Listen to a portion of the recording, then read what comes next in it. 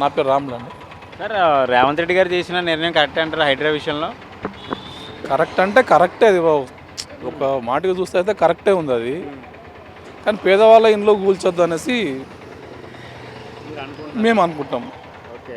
ఎందుకంటే పేదవాళ్ళు ఏంటంటే వాళ్ళు ఏం రెక్కాడితే వాళ్ళది ఏం ఆడదు. ఇవాళ చూసిన అన్ని సరుకుల రేట్లు ఎక్కువైపోయినాయి. ఇక పెద్దవాళ్ళు అంటే వాళ్ళకు ఊల కొట్టినా కానీ వాళ్ళకి ఒక్కటి లేకపోతే ఇంకొకటి ఉంటుంది, వాళ్ళకి వెళ్ళిపోతుంది. అది కూడా ఆక్రమించి దాని వాళ్ళకే చేస్తున్నారు కదా. ఇప్పుడు అది లోపలికి అయితే వేసి చేస్తలేరు, చెరువు పక్కకున్న వాటికి చేస్తున్నారు. నాగార్జున గారు కూల్చినప్పుడు చాలామంది అయితే కొంచెం రెస్పాండ్ అయ్యారు, పాజిటివ్గా రెస్పాండ్ అయ్యారు, కొంతమంది నెగిటివ్గా రెస్పాండ్ అయ్యారు. ఇప్పుడు సామాన్యులు కూల్చినప్పుడు ఇటు వచ్చి వ్యతిరేకంగా మాట్లాడుతున్నారు. ఎంతవరకు కరెక్ట్ అంటారు ఇది? ఇది కరెక్టే మాట్లాడు. సామాన్యుడికి ఏం లేదు కదా సార్. వాళ్ళు ఇప్పుడు ఊలగొట్టేస్తే వాడు ఎక్కడ పోతాడు? నువ్వు డబల్ బెడ్రూమ్ ఇచ్చినావు అంటే ఇప్పుడు అంత అక్కడ డబల్ బెడ్రూమ్ ఉన్నది, నువ్వు ఇక్కడ కూల్చేసినావు. సరే వాడు తప్పులా కట్టిండు, వాడు చెర్లా కట్టిండు, వాడు ఇవ్వలేదు కట్టలే కదా. 10 సంవత్సరాల నుంచి కట్టి ఉన్నాడు, నల్ల బిల్ తెచ్చుకుండు, కరెంట్ బిల్ తెచ్చుకుండు, ఇంకా దాని ట్యాక్స్ కడుతున్నాడు. మళ్ళీ అవన్నీ ఎందుకు ఇచ్చారు మరి?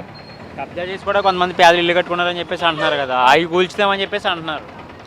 కబ్జా చేసుకున్నారు.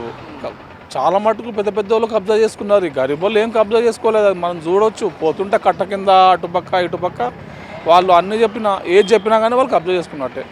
మనకు తెచ్చుకున్నారు దొంగ పర్మిషన్లు, అదొకటి ఇదొకటి ఇచ్చారు, లంచాలు ఇట్లా ఇచ్చేసి.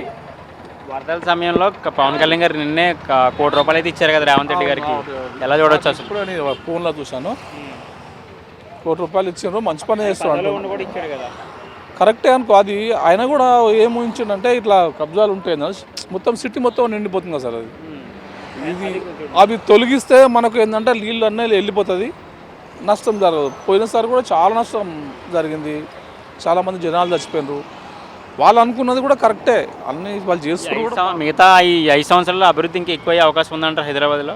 అభివృద్ధి ఏముందా? అది మా ఆటోలకైతే మొత్తం జీరో చేసి పెట్టిండు ఆయన.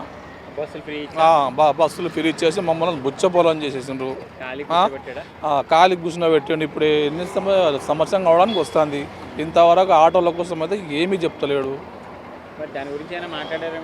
దానికోసం మాట్లాడాం సార్. మాది ఉన్నారు కదా వేరే వాళ్ళు లీడర్స్ ఉన్నారు, మా యూనియన్ లీడర్ ఉన్నారు, మాట్లాడిండ్రు. ఏమో చేస్తాం. మార్పు వస్తా అనుకుంటున్నారా? మార్పు వస్తా అనుకుంటున్నాం. ముందుగా అన్నీ చేస్తున్నాడు కదా, ఒకటి ఇది చేస్తా అనుకుని అనుకుంటున్నాము.